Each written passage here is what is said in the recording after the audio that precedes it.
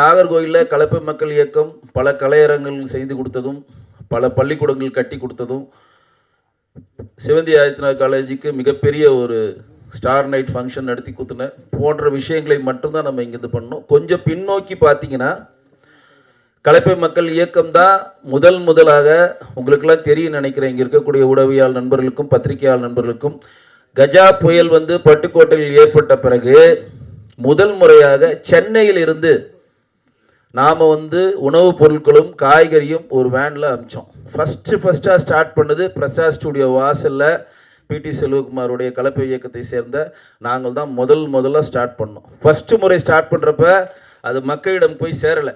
ஏன் சேரலைன்னா, அதை ஸ்டார்ட் பண்ணுறப்ப எந்த ஒரு மீடியா பப்ளிசிட்டி எங்களுக்கு கிடைக்கல. அப்போ தான் அண்ணன் சொன்னார், இவ்வளோ கஷ்டப்பட்டு பண்ணியிருக்கோம், இது எங்கேயுமே போய் சேரலையே, நம்மளை பார்த்து யாருமே ஹெல்ப் பண்ணலையேன்னு சொல்கிறப்ப தான் மறுநாளும் அதே மாதிரி ஒரு மிகப்பெரிய ஒரு கோயம்பேடில் விடிய காலம் 4 மணிக்கு அவரே நேராக போனார்.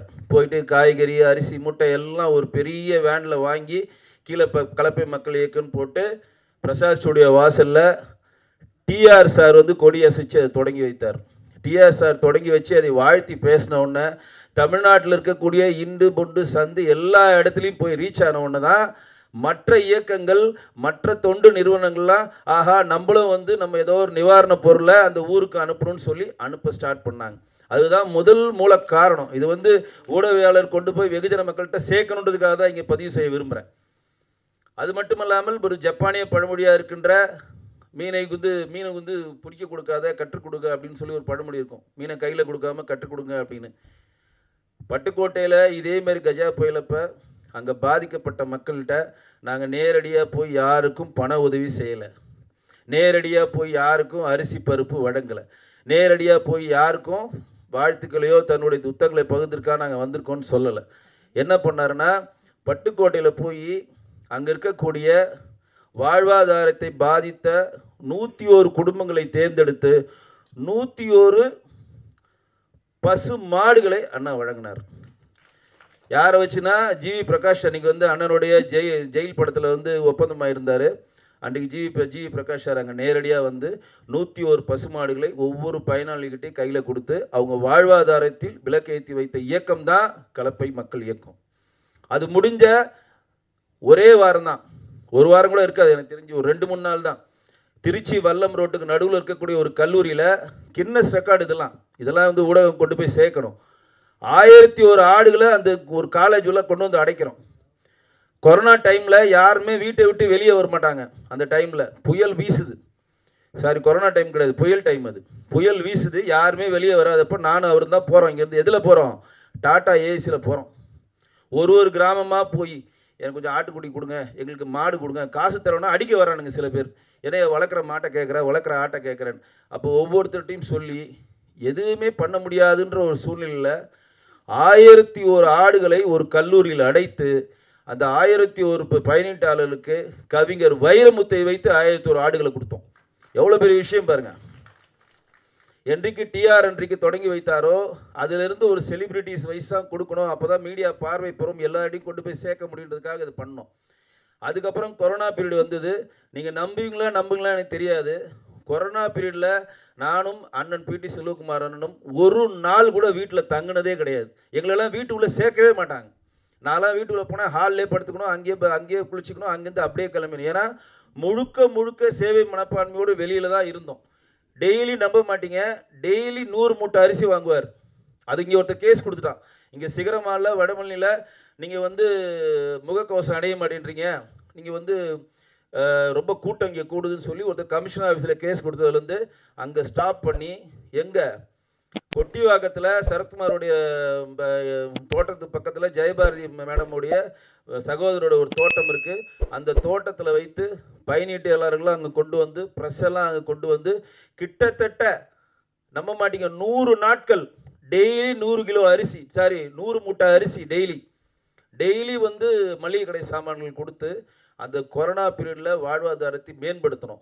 ரேஷன் கடையே இல்லாத பர்மா காலின்னு ஒன்று இருக்குது. நீங்கள் இப்போ கூட நீங்கள் பார்க்கலாம், கோவளத்துக்கிட்ட போனீங்கன்னா.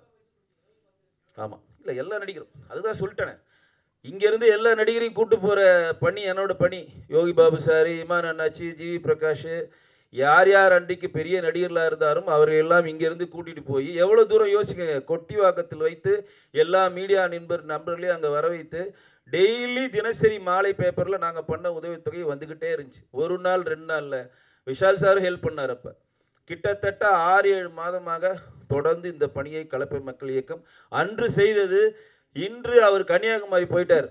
கன்னியாகுமரி போனதுனால நான் இருக்கிற இடத்தில் எல்லா ஏழைகளுக்கும் உணவளிக்கணும் அப்படின்ற ஒரு கான்செப்ட் நோக்கி நகர்ந்ததுனால தான் கிட்டத்தட்ட பொங்கல் விழாலாம் அந்த மாதிரி பொங்கல் 10,008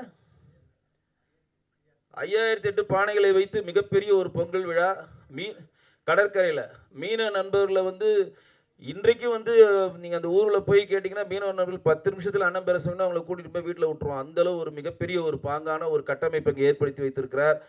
ஒட்டுமொத்த சமுதாயத்தில் இருக்கக்கூடிய எல்லோருக்கும், குறிப்பாக சொல்லப்போனால் கிறிஸ்தவ மக்களுக்கு வேண்டிய, அதாவது எந்தெந்த கிறிஸ்தவ மக்களுக்கான சர்ச்சை சிதிலமடைந்திருக்கிறதோ அந்த சர்ச்சையெல்லாம் தத்தெடுத்து ஜாதி மதம் பார்க்காமல் இன்றைக்கு எவ்வளோ சர்ச்சை கட்டி கொடுத்துருக்காரு. அதெல்லாம் நீங்கள் அங்கே போனால் தெரியும். இதெல்லாம் எவ்வளோ பெரிய விஷயம்னு பாருங்கள். கலையரங்கம் கட்டி கொடுக்குறதுலாம் ஒரு சாதாரண விஷயம் இல்லைங்க. நீங்கள் சும்மா நான் ஒரு தையல் மிஷின் கொடுத்துட்டேன், ஒரு நோட்டு புத்தகம் கொடுத்துக்கிட்டேன், ஒரு சின்ன சின்ன பொருளை கொடுத்துட்டேன், என்னை போடுங்கன்றதுலாம் அதெல்லாம் சாதாரண விஷயங்கள். ஆனால் ஒரு கலையரங்கம் கட்டணும்னா மினிமம் 20 லட்சம் 30 லட்சம் இல்லாமல் ஒரு அரங்கம் கட்ட முடியாதுங்க. அந்த 20 லட்சம் 30 லட்சத்தையும் தன்னுடைய உழைப்பால் சம்பாதித்த பணத்தை வைத்து அவர் கொடுப்பதனால தான் இன்றைக்கு கன்னியாகுமரியில் அசைக்க முடியாத ஒரு சக்தியாக அவர் இருக்கிறார். அது எவ்வளோ பெரிய பாங்கு பாருங்கள். அதனால தான் நான் முன்னாடி பதிவு செய்தே நினைவுவிட்டு விரும்புகிறேன்.